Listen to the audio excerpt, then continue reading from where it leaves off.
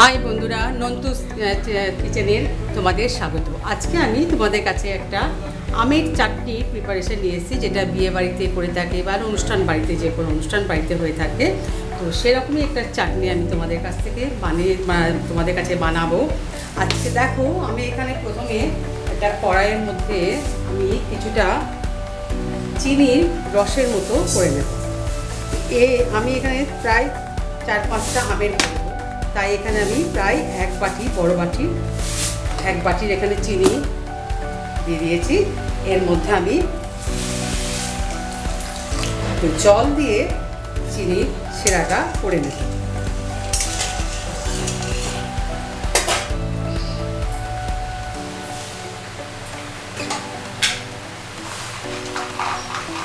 এখানে কতগুলো আমি কাজু দিয়ে দেব,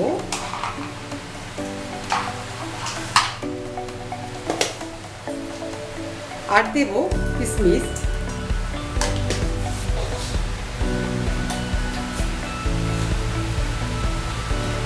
এবার দেব 5 ফোড়ন, গোটা 5 ফোড়ন,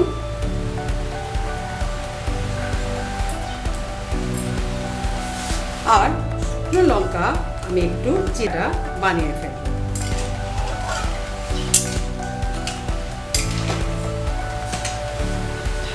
আগে থেকেই আমি আমগুলো একটু বয়েল করে রেখে দিয়েছি, খোসা সমেত আমগুলো কেটেছি।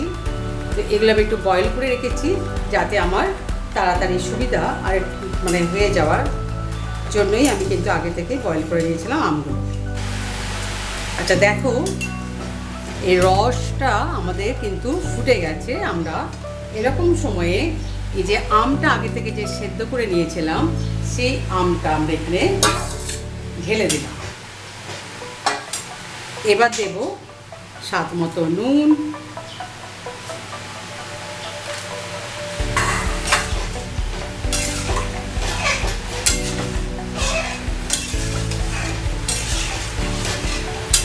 নুনটা গ্রেভিটার সাথে ভালোভাবে মিশিয়ে নিলাম।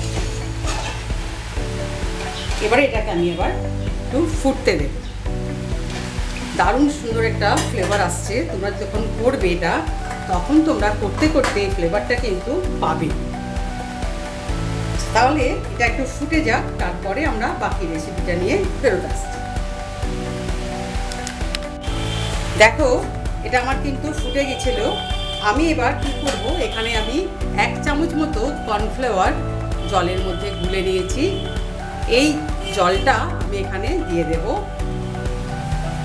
তাহলে এটা একটু ঘন ব্যাপারটা এসে যাবে।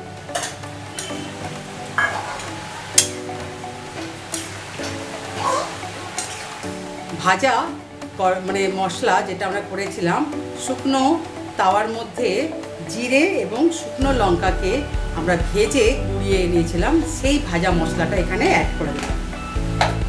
তাহলে রেডি হয়ে গেল আমাদের অনুষ্ঠান বাড়ির মতো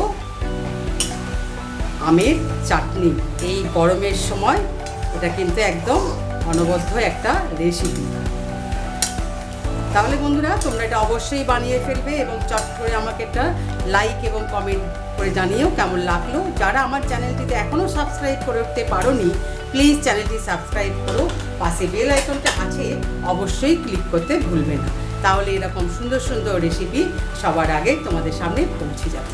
ঠিক আছে বন্ধুরা, তো আজকের মতো বিদায় নিচ্ছি। আবার ফিরে আসবো যে একটা ভালো রান্না নিয়ে। আজকের মতো টাটা।